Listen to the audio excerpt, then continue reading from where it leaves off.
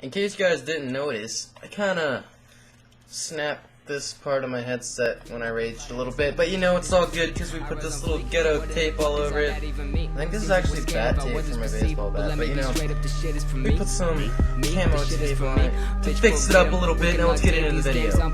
Killing every shitty rapper motherfucker slam. Let them all know I'm about to win it when they bum my shit right now. Right now. Ain't nobody fuck around town.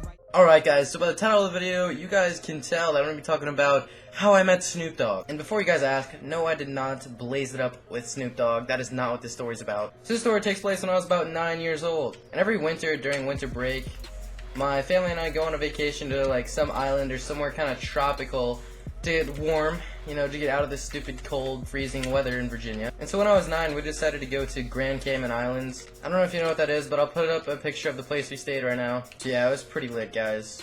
You know. Okay, so we flew from Virginia to Miami, and then from Miami to the Grand Cayman Islands. And the flight from Virginia to Florida was around, I want to say, 3 hours? Maybe 2?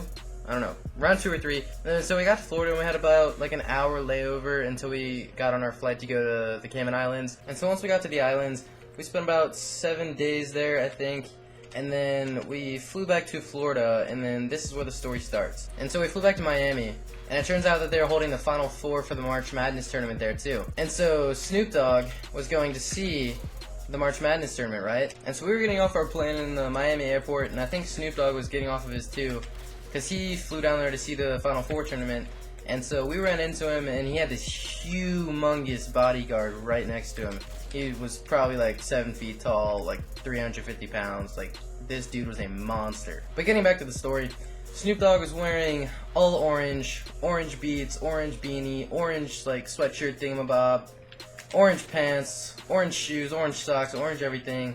It actually looked fresh, dude. And so even though I was a little kid, I still knew who Snoop Dogg was. And so I saw him, and I pulled on my dad's sleeve, and I was like, "Dad, is that Snoop Dogg?" He's like, "Yeah, it is." And so we walked over to him, and his bodyguard like looked all defensive, and Snoop Dogg was like, "No, it's fine, let him through." And so I went through, and actually got to shake Snoop Dogg's hand, which was really cool. Honestly, I didn't think he'd take the time out of his day to just shake a little kid's hand in a random airport, but you know, that was actually really cool of him to do. But there's basically nothing more to the story, guys. That's kind of it. I just met Snoop Dogg. He shook my hand, we talked for a little bit, and then he just kind of walked away and went on with his day. And so after that, I just got on my flight, went home, and started living life as normal. And now I can finally say that I met Snoop Dogg. And normally at the end of my story videos, I have like a moral of the story. But since the story actually had like a good turnout, there isn't really a moral of the story. But yeah, it was really cool meeting Snoop Dogg, and I'm glad that he took the time out of his day to shake my hand. So yeah guys, if you enjoyed hearing how I met Snoop Dogg, please drop a like on the video. I have a ton more amazing stories to tell you guys, so please drop a like if you want to see those also. And it's been Kixlo, thank you so much for watching, have a great day, peace.